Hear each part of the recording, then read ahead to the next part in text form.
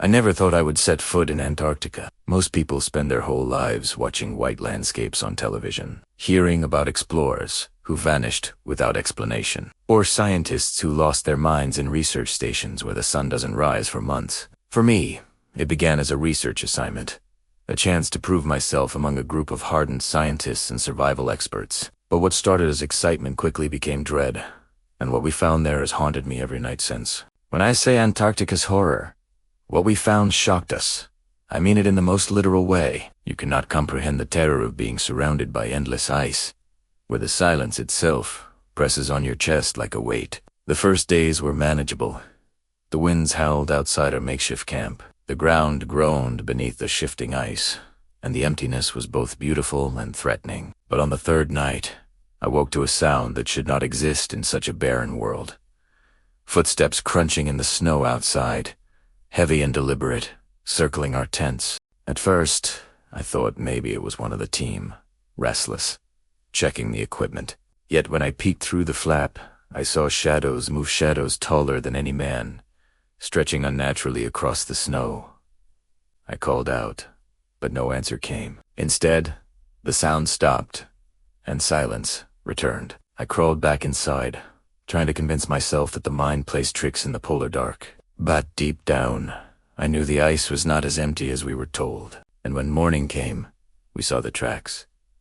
20-inch footprints pressed deep into the frozen ground, with long claw marks etched like knives dragging behind.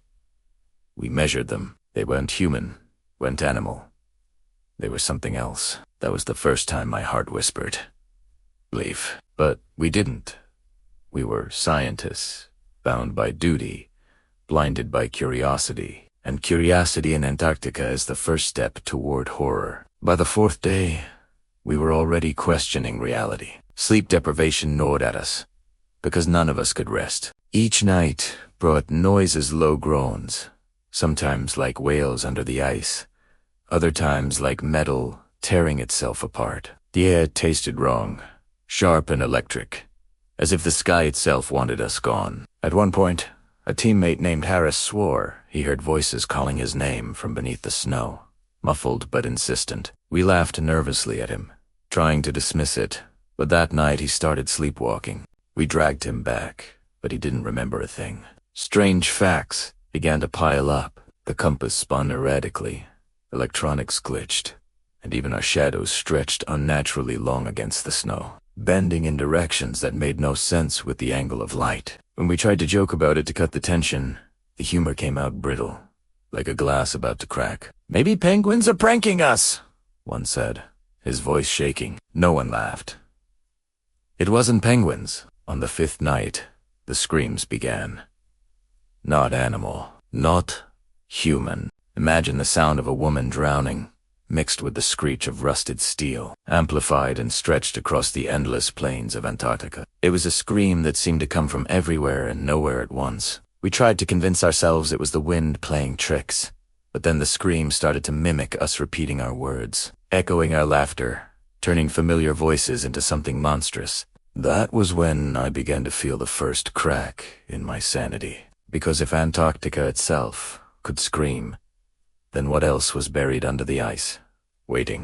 By the sixth day, horror became routine. We discovered a fissure in the ice, not far from camp, a yawning black hole descending into nothingness. Against better judgment, we lowered cameras into it. The footage was corrupted by static, but just before the feed cut, something moved, something massive, shifting in the shadows, pressing against the walls of the chasm as though aware of our intrusion. When Harris watched the tape, he screamed and smashed the monitor, babbling about faces inside the ice. That night, Harris disappeared. One moment, he was zipped in his sleeping bag. The next, gone without a trace. The snow outside was undisturbed.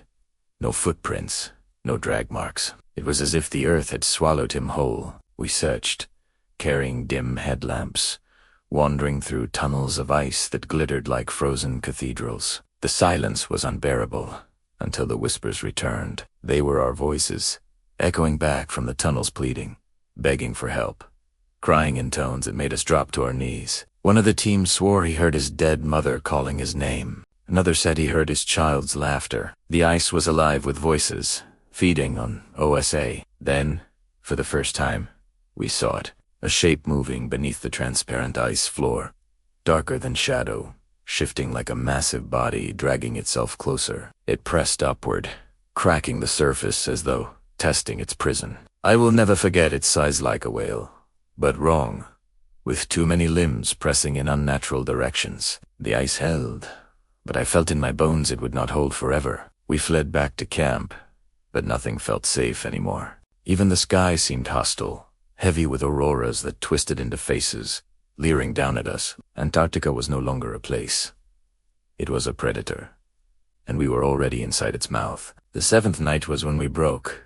The radios began transmitting without us touching them, spitting out fragments of voices, our voices, but not quite right. They were distorted, layered with screams, words we hadn't said yet. "Don't leave me here," one voice begged.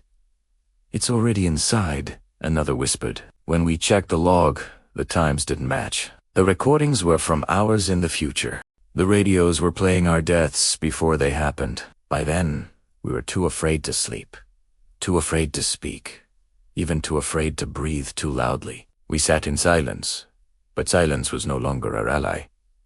The silence was listening, and when we finally spoke, the ice spoke back, mimicking us with perfect clarity, but always twisted, always wrong. At one point, I asked out loud, "What are you?" And the wind answered, in my own voice, "Your end." It was then we realized the ice wasn't just holding something beneath it. The ice itself was alive, an organism stretching for miles, using voices as bait, feeding on fear. Antarctica wasn't hiding monsters. Antarctica was the monster. When morning came, if you could call that dim twilight morning, we found another tent empty. Two more, gone, no footprints. No signs of struggle, just gone. That was the pattern. No blood, no noise, no resistance. People were erased as though they had never existed, and then the fissure opened wider, close enough for us to hear the movement below. Something was rising. The ground trembled, vibrations rolling through the ice like a heartbeat. We should have run, but where? There is no escape in Antarctica. Only white, endless white, and beneath it, endless black. I remember screaming, but the scream was swallowed instantly, multiplied, sent back to me 100 times louder until it rattled my bones. Then the ground split. And what came out, I cannot describe. Not fully. Imagine a mass of limbs that should not bend, eyes that open where there should be none, and mouths that split the ice itself. It rose, and the cold became unbearable, not from temperature, but from the sense that warmth, hope, life itself could not exist near this thing. It looked at, also through us, and I felt every memory in my body unraveling. It wanted not flesh, but soul. We ran. Some fell. I didn't look back. I don't know how I escaped. One moment, I was running across shifting ice. The screams of my team behind me swallowed into silence. And the next, I was on the edge of a rescue craft, pulled aboard by strangers whose faces I never clearly saw. They told me I was lucky, the only survivor. But was I? I don't believe I left Antarctica. I believe Antarctica left with me. Every night since, I hear it.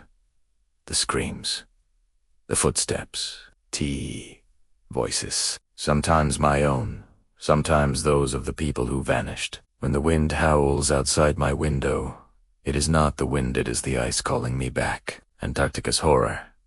What we found shocked us will never leave me, because I brought it with me. I am writing this now because I know it's spreading. When I close my eyes, I see cities covered in frost.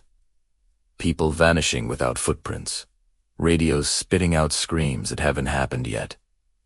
The ice is moving north. It wants us all. And when it arrives, no fire will stop it. No wall will contain it. It is hunger older than the earth. Patient, waiting for us to listen. So if you hear a voice outside your door tonight, if you hear your name whispered from the dark, do not, because Antarctica is calling, and once you answer, it will never let you go. If you think this story was terrifying, don't close your eyes yet, because the next nightmare is already waiting for you. Darker, colder, and hungrier than what you be hoosed. Click now, if you dare. But remember, curiosity is the first step toward horror, and horror always collects its debt.